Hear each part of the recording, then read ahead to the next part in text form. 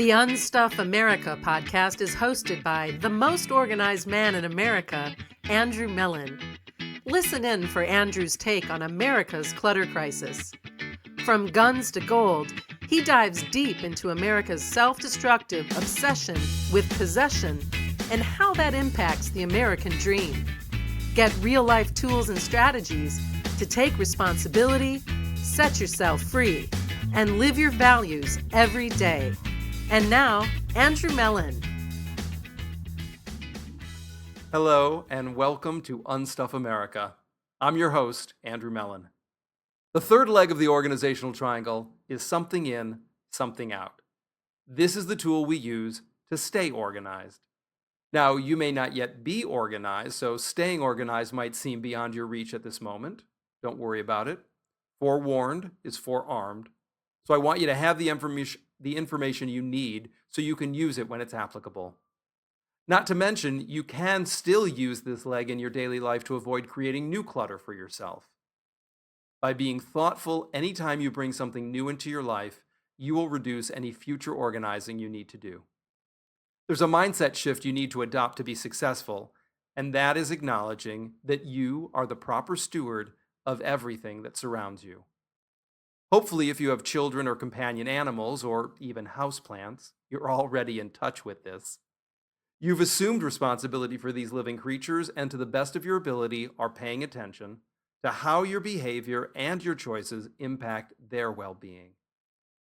While the welfare of inanimate objects around you is less of a concern because they are not alive, still, you are responsible for those items and their proper disposal if and when they fail. This is the mindset shift that I'm talking about.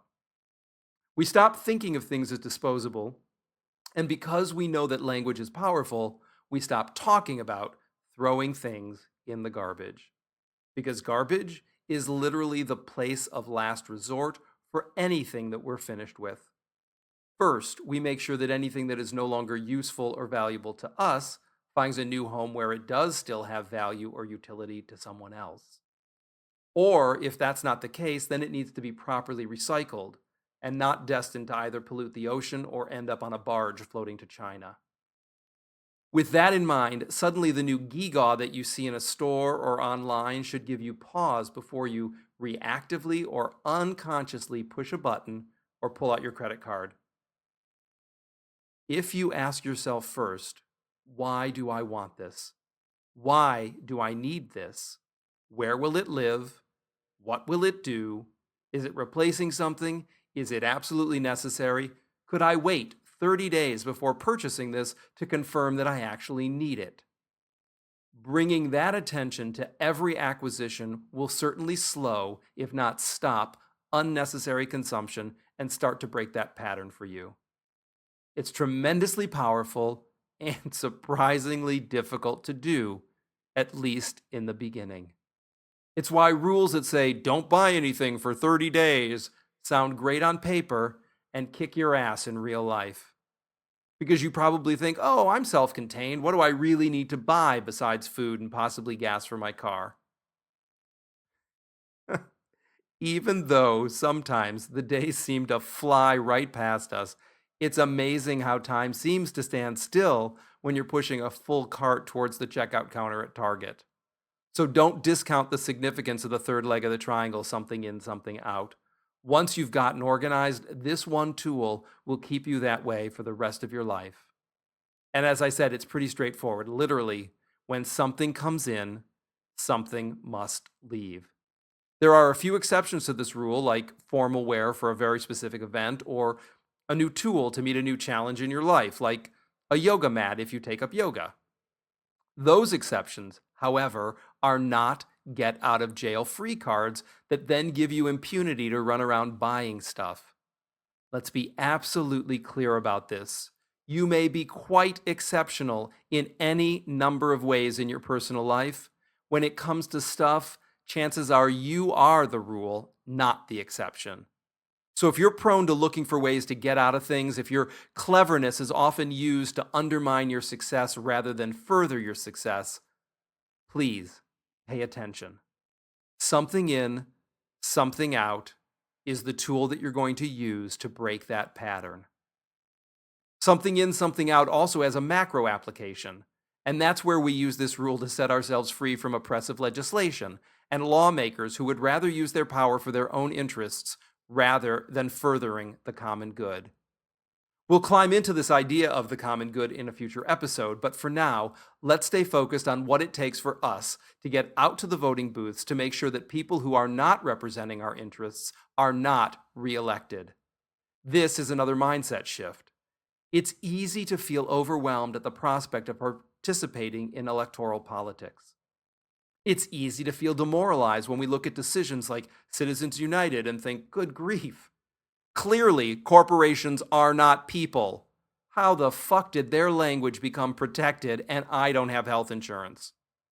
When our own houses are in order, it is that much easier to navigate these despicable and inhumane current conditions, knowing that with enough effort and strategy and tenacity, even things as repugnant and dangerous as Citizens United can be overturned.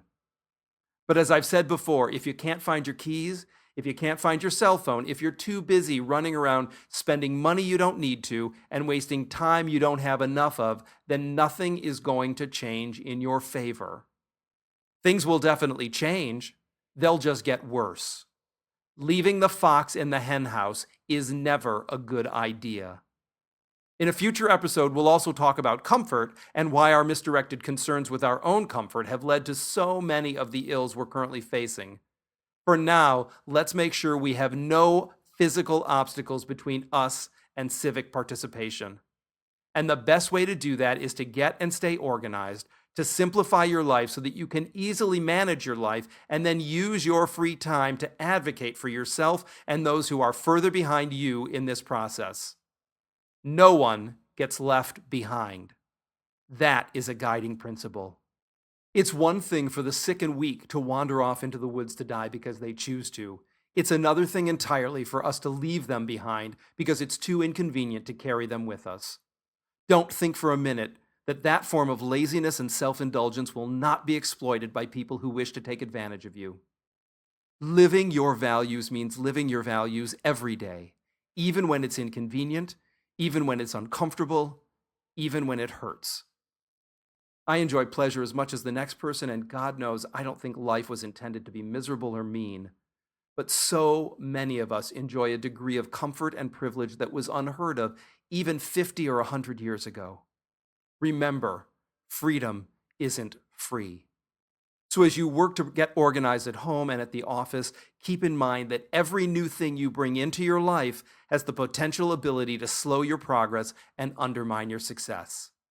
Pay attention to your choices every day. Just like they say, don't go to the grocery store when you're hungry, it's probably a good idea not to purchase something when you're tired. It's too easy to let yourself off the hook and tell yourself, oh, I'll just deal with it later. As a rule, we try to avoid invoking later. Because later is really just the vague stepchild of someday. And we all know when someday is. Never. If you're scheduling things for someday, you might as well just admit to yourself and anyone who's listening that you have no real intention of ever doing those things. We'll leave it at that for now. Use the organizational triangle to get and stay organized, share it with everyone you know who could use some extra help, and call one elected official this week and let them know what you like and don't like about their choices and how they are representing you. Never forget that they work for you, and never allow them to forget it either. Thanks for listening to Unstuff America.